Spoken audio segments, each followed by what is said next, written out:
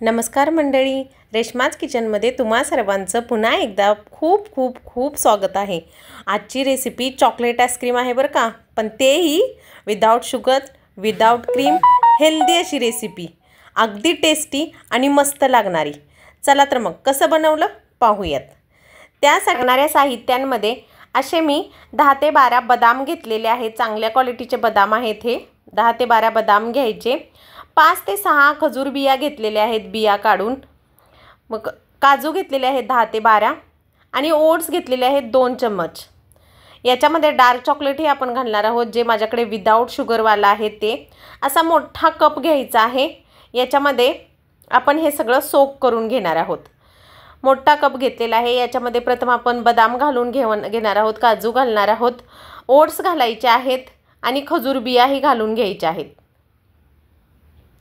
असं हे सगळं एकत्र करायचं आणि एकदम उकळलेलं कडकडीत दूध आहे तेही घालायचं। 4 ते 5 किशमिशी मी ॲड केलेले आहेत।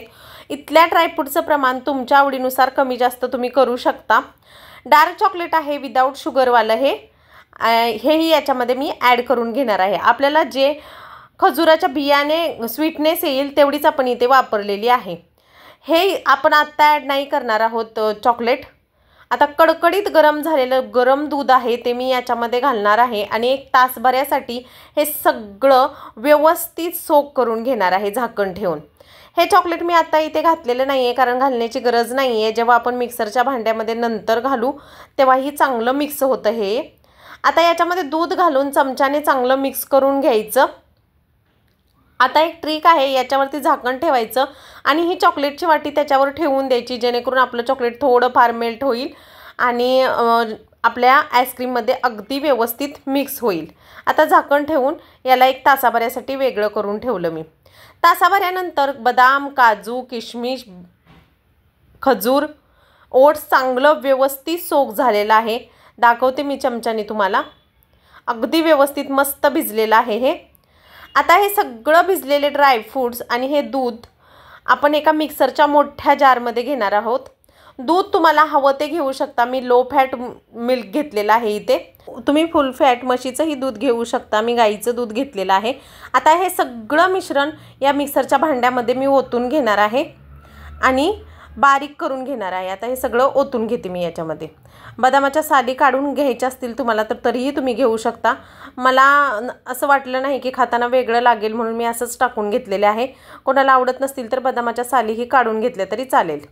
आता हे सगळं मी या भांड्यामध्ये घेतल्यानंतर आपण जे डार्क चॉकलेट घेतलं होतं तेही याच्यामध्ये घालून घेणार आहोत। आता अशा थोड्याशा प्रमाणात आपलं डार्क चॉकलेट मेल्ट झालेलं असलं पाहिजे। असं जर मेल्ट झालं तरच मग आपल्या आईस्क्रीममध्ये अगदी व्यवस्थित मिक्स होतं ते।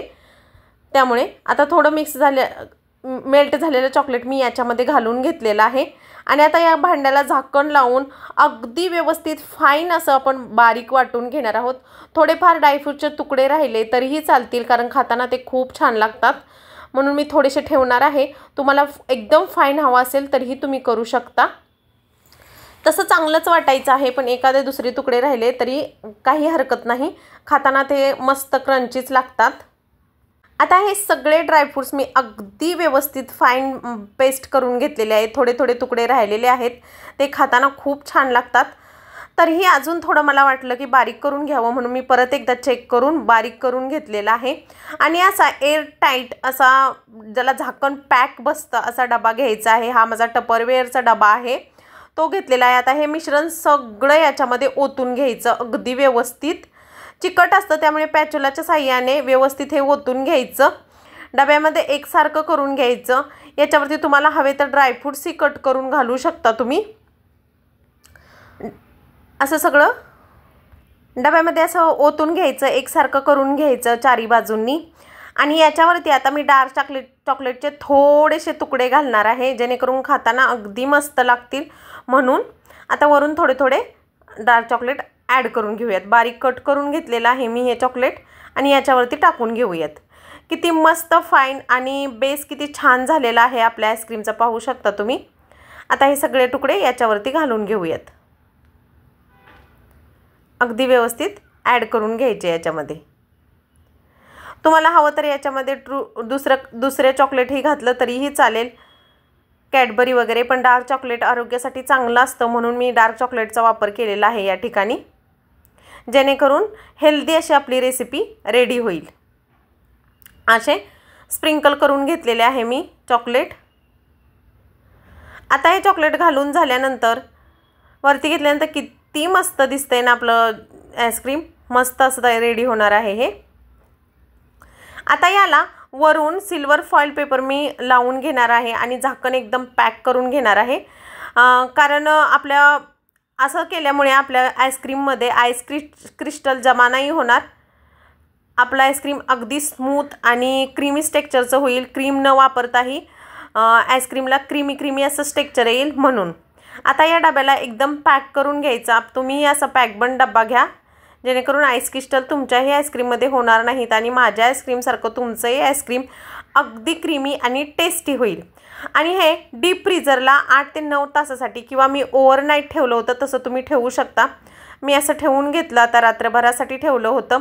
सकाळी उठल्यानंतर डबा उघडून दाखवते मी तुम्हाला किती क्रीमी आणि छान टेक्स्चरचं आपलं आईस्क्रीम रेडी झालेलं आहे आणि विदाउट गिल्ट फ्री तुम्ही हे आईस्क्रीम एन्जॉय करू शकता।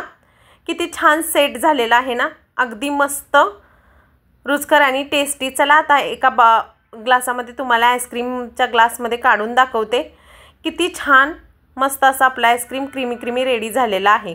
अगदी घरगुती साहित्यामध्ये ड्रायफ्रूट्सपासून तुम्ही असं मस्त आईस्क्रीम करून या उन्हाळ्यामध्ये नक्की एन्जॉय करा आणि मी सांगितलेल्या सगळ्या टिप आणि ट्रिक्स फॉलो करा, तुमचंही आईस्क्रीम असंच बनेल आणि छान लागेल। किती क्रीमी झालेलं आहे ना, मस्त असं। कोण म्हणेल घरी आपण विदाउट क्रीम विदाउट शुगरचं हे आईस्क्रीम बनवलं आहे। हेल्दी अशी आपल्या आईस्क्रीमची रेसिपी रेडी झालेली आहे।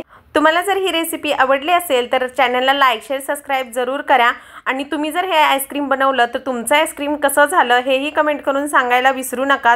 अशाच नवनवीन रेसिपी आणि हेल्दी रेसिपी चॅनलवरती पाहत रहा। भेटूयात नवीन व्हिडिओमध्ये नवीन रेसिपी बरोबर। तोपर्यंत बाय, स्वस्त खा आणि मस्त रहा। बाय।